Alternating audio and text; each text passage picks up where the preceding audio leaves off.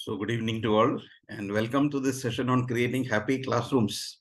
As educators, I think this is our primary concern, that nobody in our classes should be sad, they should be happy, and learning and teaching both should be fun, right? And then obviously when learning becomes fun, the children are happy, then the output also becomes better, right? And we also become happier, and we are able to do full justice to our curriculum, and we are also able to provide value to what we teach. So today's session is about creating happy classrooms, and joyful learning is one of the most important thing as per the NEP, where children need to enjoy what they learn rather than rote memory and just for an exam they do some stuff and then they forget about it. So when they're happy, obviously you enjoy the whole process, the teaching learning becomes fun. So I'm sure I'll be able to give some valuable tips. And as seasoned educators who are listening here, probably you could share some of the ideas that you are using in your classrooms so that in the next session, I can add on to those points. So on this note, I will start today's session, and I hope more and more people are joining in. Yeah, thank you. Yeah, thank you. So this is the uh, topic, happy classrooms. I think we need to go, first of all, with a smile. It's important that we smile at our students. They feel that we are not stressed. We are actually enjoying what we are teaching. Teaching should be our passion. Teaching should be our mission. Then only we should be teachers. Otherwise, the students are the first one to recognize that we are not happy people. So we need to create that positivity in the class, not that when there is a fear of the teacher, or when there is something like deadlines where you have to just submit homework, submit assignments, and you are doing everything mechanically. Then obviously you also become stressed, and the students are not going to enjoy. So positive learning environment, how to create is the strategies.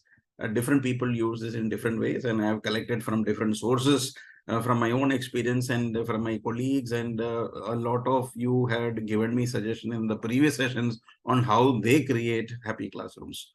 So this presentation is all about a collection of those ideas which has been given to me from different people.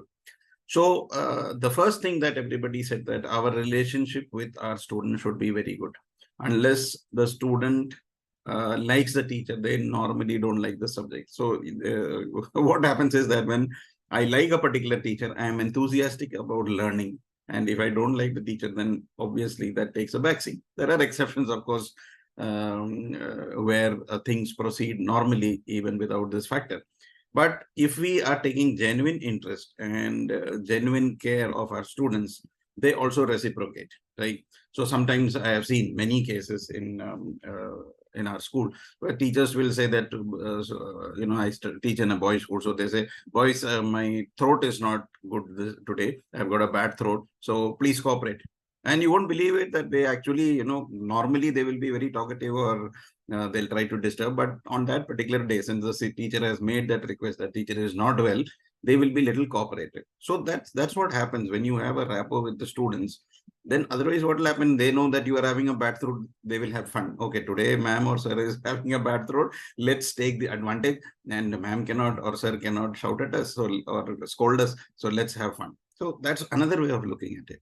So it's important that we listen to our students. Do we know our students? Do we know their names, where they live, what are their interests, what do their parents do? So we need to interact with them. That's why we have class teachers. No, the class teachers are like parents. So the class teacher knows the students in and out, rather than the subject teachers who may be taking only one period there. But even if you are a subject teacher, I think when you go to the classes, you should know something more about this. In many of our meetings, when we discuss about student performances, we have seen that some teachers will tell something extra. Okay, he lives here, this is his passion, this is what he did last summer, this was the quality of the project. Many hidden things come out. And why those teachers are able to share those anecdotes? Because they have taken extra interest in the student, or they have interacted with the parents and the parents have told, or they have been following them on social media, what they do, etc. So this is the beauty of a student and teacher relationship, right? So we need to listen to them. We need to give feedback to them and encourage them to do their best. Otherwise, they will be just like stones sitting in the classroom without any constructive feedback. They will not be learning anything. And what is going to happen is that the output is going to be very bad. And you will also be not be satisfied with the work that you have done. You will say, I have worked so hard with my students, but output is not coming. Maybe it was unidirectional. You have worked hard. Every teacher works so hard for their students' results. But are we providing the real support in terms of emotions, in terms of empathy? Are we with them? Do we understand their family background? So probably you are speaking in English and they may not be able to understand basic English. So are we communicating in simple English or a language in which they can understand? So NEP says that when you are teaching in states, for example, many of you are from different parts of India. So probably the mother tongue, when you are teaching, especially in the primary classes, they will understand better because that's the language which they speak at home. Many of our students are first generation learners. And then when you are giving them instruction, probably they're not able to understand. There's nobody at home to help. So this is what is important. When we create that, okay, I know that my sir or my ma'am is there for me and they're enthusiastic. Our attendance is very high, right? So in a class of 40, if all 40 are coming on a daily basis or we have very high attendance, that means they're all enthusiastic learners. They want to come because you have created the right environment that everybody wants to come. And there are some classes you will find the attendance is low because there is fear of teachers. They don't like, they will tell their parents excuses that nothing is there today. Today, it's only free periods. This teacher is going to be absent today. They will have excuses not to come to school. But if you are providing a positive learning environment, they are more than happy to come to school and contribute and as well as interact with the teachers. Right. So one of the most important points that came up during my discussion with other teachers was that when we try to create a light mood in the class, they lose discipline. That is true to a certain extent. When we crack jokes, I have seen when impromptu, when I'll be cracking a joke in the class, there will be so much laughter and then you will take 2-3 minutes to get back into the lesson. So, that's why probably we restrict ourselves in not cracking those jokes or sharing some anecdotes or bring in humor into our teaching because we lose that 2-3 minutes, then we have to get back the class in control. So it's easy that if you go monotonous, that this is what today's class is all about. Today I'm going to teach history and this is what we are going to do, revolt of 1857, and you go blah blah blah blah. That's the easy thing to do. And then what happens is that when you try to bring in humor, when you try to relate to something which happened to you, you share some stories which happened to you in school and college, then what happens, there is a lot of interaction among the students. They want to contribute something, and what happens is that you lose discipline of the class. So that's a fear which teachers have, and therefore many people say that they don't initiate such type of discussions. So it's very important that when we are doing all this, we need to give proper instructions. What is the expectation from them? Okay, we will have interactions, but you raise your hands if you have to speak something, not simultaneously. You cannot shout out your answer. So there has to be a decorum. There has to be some protocols and rules. So once the students understand the rules and the consequences, okay, you don't follow the rules, then this is what happens. Then it's clear, because the confusion comes when teachers are not clear in their instruction. We will say that, I will do this, I will do that, nothing. Array, sir will keep on telling this, nothing will happen. You don't worry. Or, they exactly know which person is serious in their words. So some people will say, okay, I will give you 3 chances. And then the 4th, this happened, then this will happen. And that it doesn't never happen. They will give a diary note, but they don't follow it up. It may be signed for, not signed by the parents for months. So this is what happens. So rules have to be established and consequences. Okay, these are the rules that I have set. You can probably discuss it with your students. You will be surprised that the students will make better rules than you. Okay, this is what has to be the class rule. When I go to some classes, I find that these are the rules of our class. Although they may not be following, but at least there are rules. And therefore, a step ahead, these are the rules. And if you break these rules, these are the rule number 1, this, what is the consequence of that? Nobody will talk when the teacher is explaining things.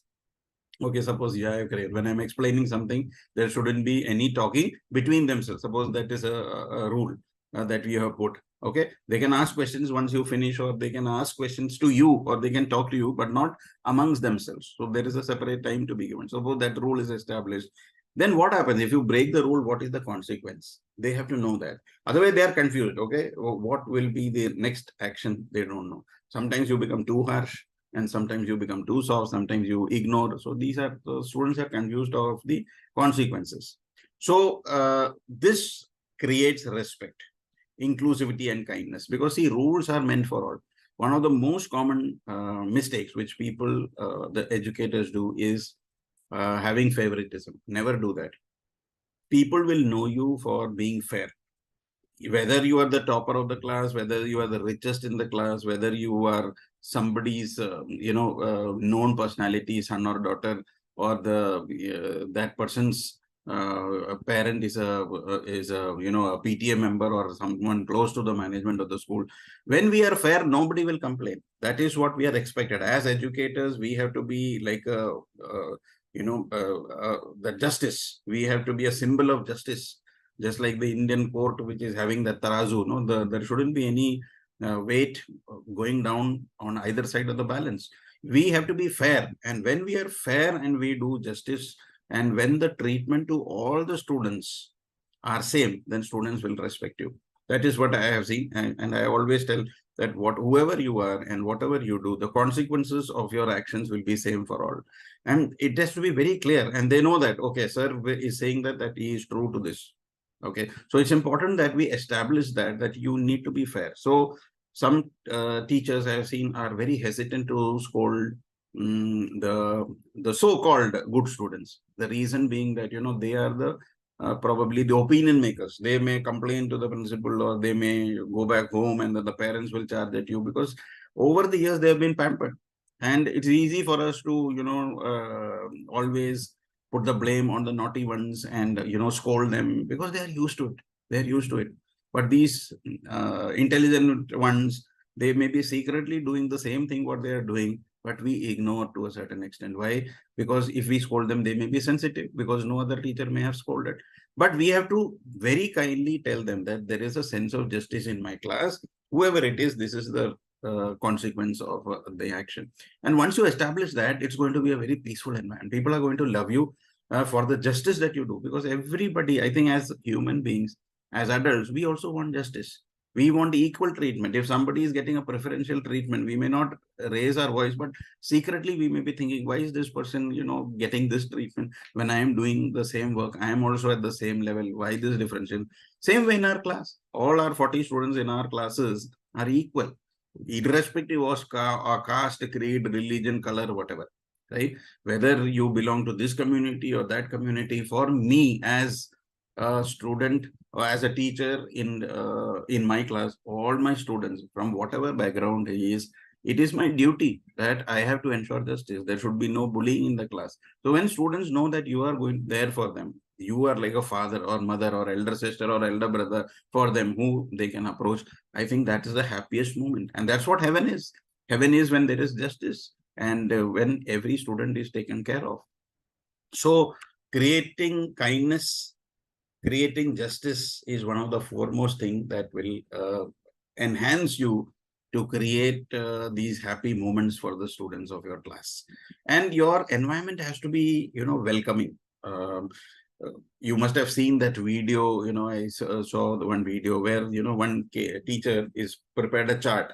So when they are entering, the students will either have to give a high five to the teacher, or give a hug to the teacher, or there are different actions, and the student can, whatever the student is comfortable that. So with the leg they are touching that, and that's a beautiful video, and the children are so happy every day, coming in the morning, giving high five to the teacher. Of course they were primary students, but we can all create, I'm just giving an example how we can create a welcoming environment in our class, that you are welcome to my class. Okay, whereas some teachers will be saying, okay, see, you have come to my class, now I am the boss, you have to listen to me. There is no escape. If you don't want to listen to me, just get out of my class, go to another section. You must have heard all this. These are common things which we hear in our classrooms. And many educators have said this, because when we are having sessions, I hear the feedback from the teachers. And this is one common thing that I have observed, that the rules are too strict. And when you are too strict, then obviously in a family also, if you're too strict, when you don't give freedom, then that happiness is not there. right? They say that home is where the heart is. When there is no heart in, there is no love, there are no emotions, there is no empathy, then your family, your school, your classroom, everything becomes a sad place. And our aim is to create happy classrooms. So the seating has to be comfortable. Okay.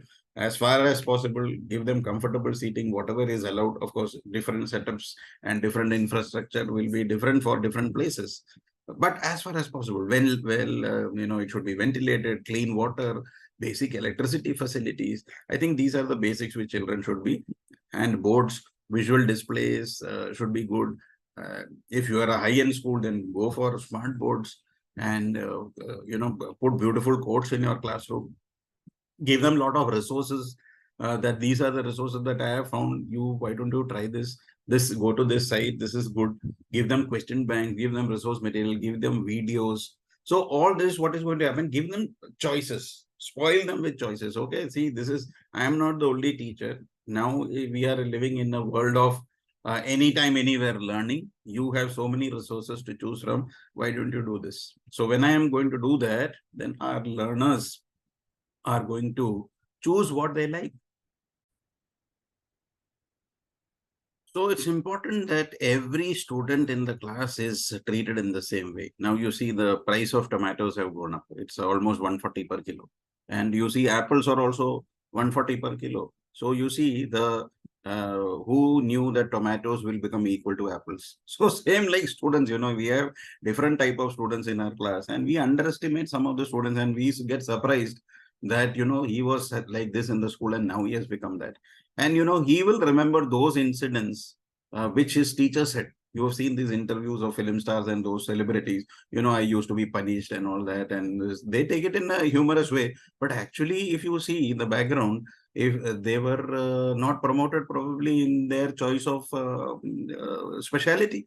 So what happens is that when we are underestimating students, I just gave, example of tomato and apples.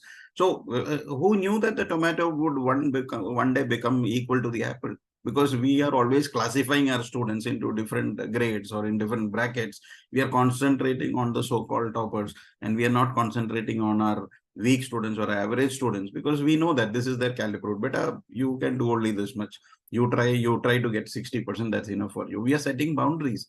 And that same student probably in college will get 90%, and then he will remember the words his teacher said, that you can never get 60%. Okay, so this is what we have to be careful about, that about branding students, about encouraging students. So whatever we say from our mouth, it becomes permanent. I am sure that we have regretted in our lives many of the statements we have made about certain students. And then that's a learning process for us also. Nobody can be perfect, right? As teachers also, we have to be good learners.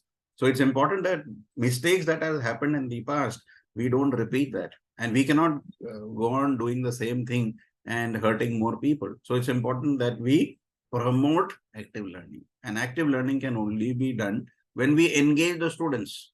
And we cannot neglect anyone. Inclusivity, as the NEP says, the word inclusivity, whoever it is, irrespective of background and needs of the student, they have to be included in your class.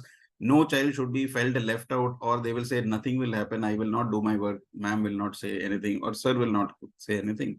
And you have to make use of technology, group discussions, they love that, right? Group projects, and make the learning enjoyable and relevant. Most students I find get bored because they don't find purpose in the learning of that. So if you're introducing a topic and they find no meaning of that in their practical life, they will not be interested in learning that. But when I say that, okay, this is what is going to happen to you. If you learn this, you will be able to do this, right? If you know how to calculate,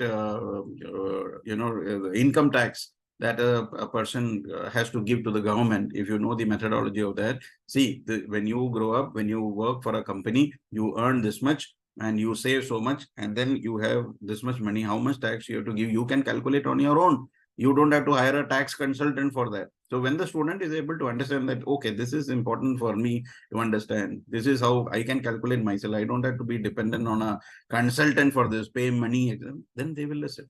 Or for that matter, how to calculate the simple interest that your bank is giving, or how to calculate compound interest. So these are things which are very useful to them. Installments, commercial maths, selling price, cost price, profit, loss, hundreds of examples. So whenever they see the practicality of that, then obviously the students' interest will also grow, right? So, and one of the most important thing and the most difficult thing is to incorporate humor and fun.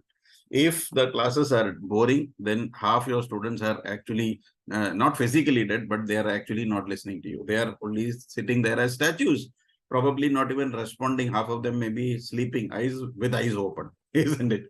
And they will be scribbling something on the bench, one of the benches which I had gone for to as a moderator in one of the schools, and I found on the last bench, this bench is dedicated to all the students who waited for the history period to end. This bench is dedicated to all the students who were waiting for the bell to ring after the history class. So what impression if somebody reads that, so you will wonder what was happening in that history class. So it could be with any, I just don't mind if there are any history teachers here. It could have been any subject. I just wanted to show the attitude of students who are just waiting for the bell. You will see, kya time ho gaya? What is the time? What they are interested in asking time? Why? They want to know how many more minutes are left for your period to end.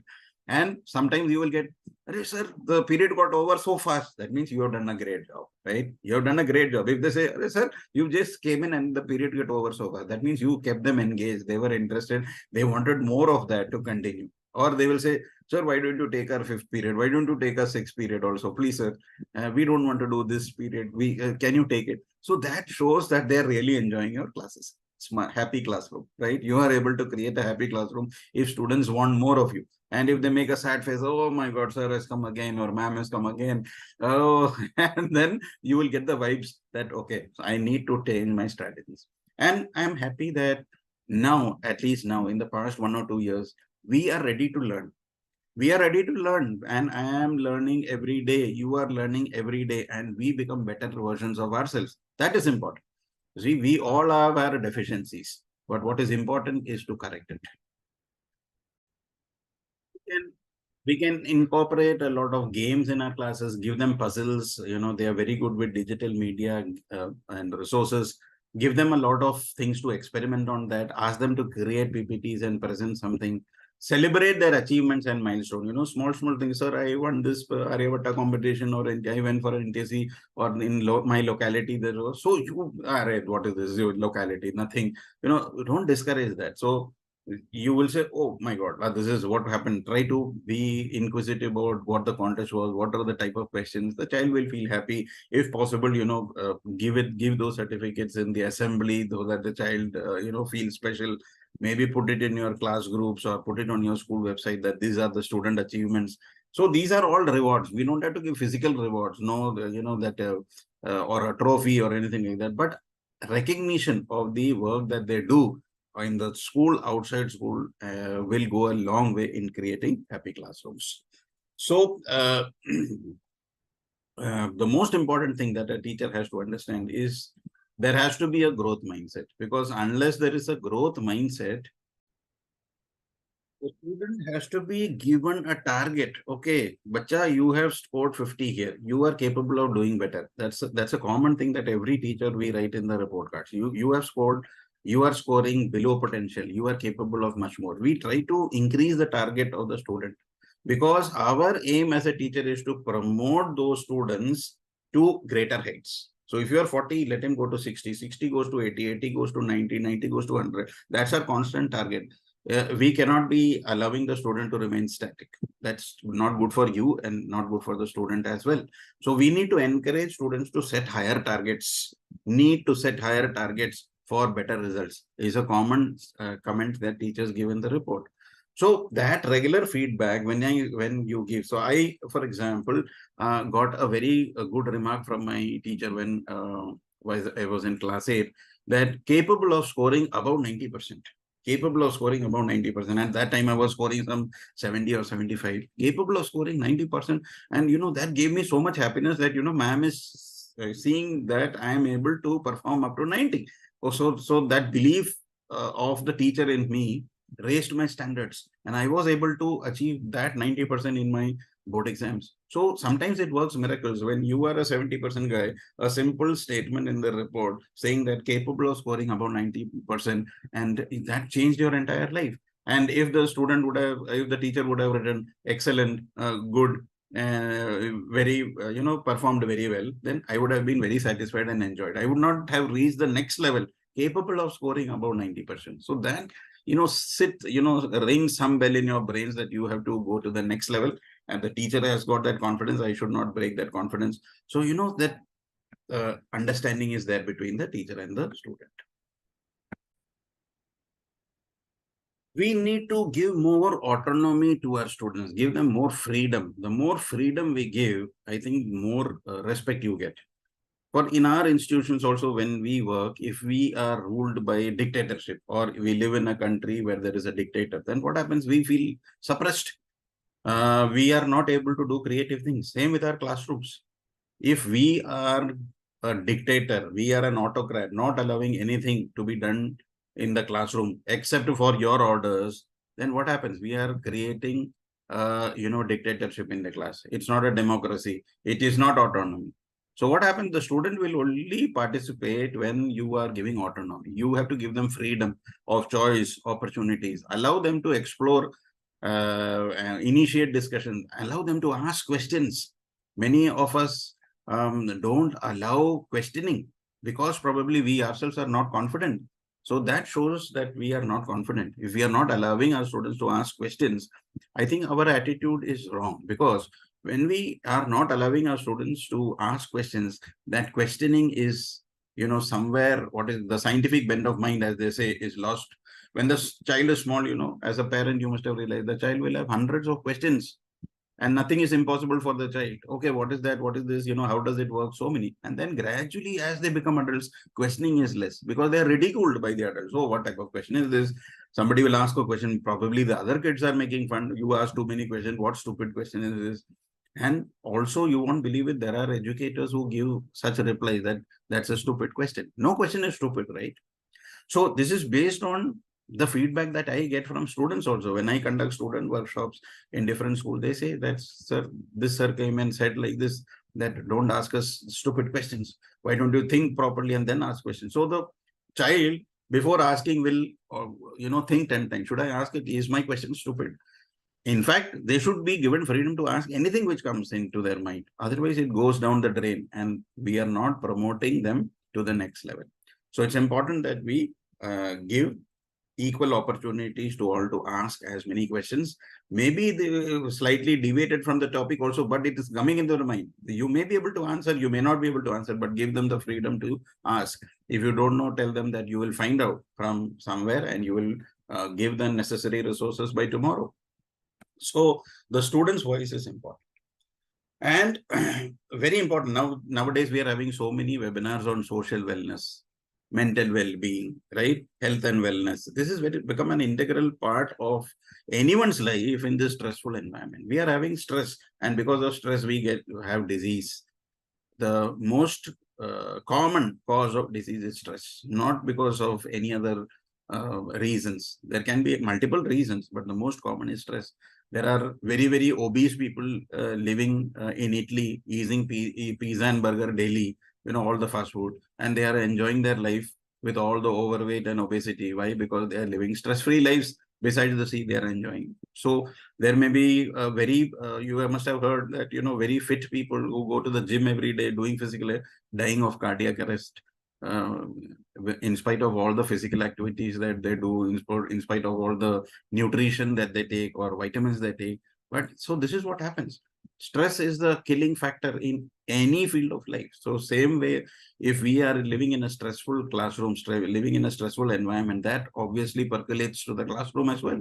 So we need to create an environment of well-being, not only for ourselves, for our colleagues, for our students, the entire community of educators has to have this sense of well-being. So, right. So we need to be empathetic, and we need to be we need to encourage communication. If any colleague of yours is having some issues, talk to them. try to bring them out. You've seen that, there may be mood swings in some people and they're not. So some of you can actually approach them and try to help them instead of avoiding, why should I bother? That's their concern. We neglect. So what happens that your kind words or your empathetic attitude may actually bring in some transformation in the teacher. I know personally of teachers who have said, sir, because of this incident, my life changed. There is always a turning factor, one turning point in an educator's life when they were this and now they have become that. We are not never the same. So if you compare yourself 5 years down the line, you may be a different teacher. 5 years back, you were different. Presently, you are different. We are not the same. Every time we are evolving, and that is what, as human beings, we should be evolving and not remain the same. Celebrate diversity. We know in a country like India, where we have so many children coming from different backgrounds, religions, it's important that we celebrate diversity. So we are having Holi, Diwali, Christmas, Eid. I think every celebration should be equally respected, because that's what is going to promote oneness in a country like India, where divisive forces are in action to divide people. It is our duty as an educator to bring in that unity. Many times when I read the newspaper about teenagers committing some crime, I always wonder, which school did they go to? Didn't the teacher explain them? If one of our students is getting involved in this, how sad will we feel? That means we were not there when it was required. Why do people commit crime? Because there was no guidance given to them. When we identify children with the criminal tendencies, we should be with them. Or there is some depression in some students, we should be with them. So this always set me wondering, which school were they? Probably, they didn't get the right guidance. So I think after their parent, the second most important person is the teacher, who is spending so much time with the student. And whenever there is deviational behavior, we have to be there, available for them always. Maybe by WhatsApp, maybe by call. You have to tell that student, beta, I am there for you, don't worry. Whenever you are having an issue, you are free to discuss. And then these things will not happen. Crime will not happen if our schools take the responsibilities of reforming these students. Because all these things happens because of certain backgrounds. And when they are studying, of course, some people are incorrigible, and the circumstances are so bad that we as teachers are not able to do, because there may be specialized people who will be required for that. But 99% of the case, or 99.99% of the cases, I think we are able to put in some influence on the student, that sir or ma'am is available for us. I am having this problem. Somebody is bullying me. Somebody is doing wrong activities. I can go safely to that person, and the sir will do the needful, or ma'am will do the needful. It's important. So diversity, we have to respect everyone, irrespective of the background. Again and again, this point is coming up. And fostering a sense of community, that we all belong to global citizenship, as even as not only as a country, but maybe somebody is coming from Afghanistan or somebody is coming from Africa. We should not ridicule them. For a longs, there has to be racism in the Western countries. Still, there is a differentiation on the basis of color. So why? Because we are not promoting community in our schools. We are not encouraging, some people will call somebody something, they may be reporting to you, and you say, that's okay, just ignore. No, nobody is allowed to call anyone names. I think there should be a zero tolerance policy in terms of bullying and in terms of calling each other particular derogatory names, right? So it's important that we celebrate our festivals. All positive things we should encourage, and negative things we should strictly take action. So happy classroom can only be created when your children are safe in your classroom. They are able to celebrate, and at the same time, nobody is attacking them on a personal basis. And involve the students in any decision making. You are going to have a class celebration, then involve them. What should I do? Not that you are planning everything with the monitor and finish. No. Or you are giving them a surprise. That's okay once in a while, but at certain times it's important. And as an educator, most important thing, give yourself some time. We are so busy with our families, with our organizations, with the work we do, that we don't get time for ourselves. It is important that every day, 15 minutes, 20 minutes, 30 minutes, you relax, stress-free relaxation, and do some breathing techniques, do yoga, go for a walk in the morning or evening, whenever you get time. This is important. Quiet reflection of the mind is important. Otherwise, the mind keeps racing, and it's going to become a, It's going to become a complicated affair where your neurons are not resting at all. Your cells are hyperactive. And when you are sleeping, you don't get sleep. You get up 2-3 times in the night because you're thinking what will happen in school this time, or this problem happened, or your child is not well. You are thinking about multiple. So you have to cut off for half an hour, spend time in silence without your mobiles, without TV, without anyone around you. That me time is important because that will give you energy for the whole day. So preferably in the mornings, if it is not possible, any day, choose a particular day, because we are all working in different circumstances. So we cannot say that you do this from 6 to 6:30. No, you may be having other duty at that point of time. So it's important that we relax our mind. Relaxation of the mind is important. And when we do this, we will be able to celebrate our success and progress. Everyone should be growing. Teachers, as teachers, I told you, we have to grow. As students, we have to grow. They grow in terms of marks. We grow in terms of wisdom and experience and expertise, right? We celebrate their academic milestones. When we display an act of kindness in the class, we give some encouraging words. You can see the expressions of the kids. They are so happy. So positive reinforcement is very important. Make use of the diary, write some positive feedbacks there, right? That your child is doing very well. And the parent will be surprised. Normally, this teacher is always sending complaints. Today, there is a positive feedback that all the work is complete. So that motivates the student, and you never know that what difference it is going to make in that child's life. And as after the COVID, this has become a very integral part of any session that is incorporating technology, because that's what students are comfortable. Students are very comfortable in using technology, and you have to be comfortable too. Otherwise, you are an outsider for them. So when we use educational apps, when we are using online resources, when we are making our lessons more interactive and enjoyable, I think our classrooms are going to be more happy. And when we provide opportunities to our students for, okay, when not the same guy doing everything every time, okay, then the next week you are going to do this. Assign them different people. Sir, can I do it? I mean, no teacher has given me ever responsibilities. Are you sure that you're talking about me? So when we give opportunities to our students in organizing class events, helping others, we assign that you help out the students. The good students are helping out the weak students. This encourages leadership, and we are boosting their self-confidence that I am useful for others. Foster a love for learning. Whenever we find that when we go to class, we find that, okay, they must have had past experiences. When we are starting new, you always say that I'm not interested in what happened in the past. That also gives them a sense of relief, because many students are branded. So when you say that I'm not interested what happened, whether you are 90 or 40, for me you are equal. Let's start from the beginning. Okay, so then the children are happy. Okay, the teacher is not going to see our past records. You are not going to brand them. You are going, and they're going to love the learning process. You are treating them equally, and then what is going to happen? The students will be able to connect to you and to the curriculum, and this will enable them to carry on learning with interest and passion, right? And always maintain open communication. You should be available to them. Establish rules, of course, that they cannot call up at 2 o'clock in the night and say that, sir, you didn't pick up my call. So you can say that, see, I am available at this time to this time. For otherwise, you just put WhatsApp, and whenever I am free, I'll get back to you. So that you should be clear about that, and you update the parents about the progress of the children. Parents support is very important, and when the parents are supporting you, believe me, your job is 50% is taken care of, because the parent is telling them to study. I am in touch with the teacher. Child understand that the parent and teacher are on one side, then it becomes the onus of performing is on the student. But if the child is going and telling something about the teacher and different thing to the parent, then what happens is that there is communication gap. So open communication is important.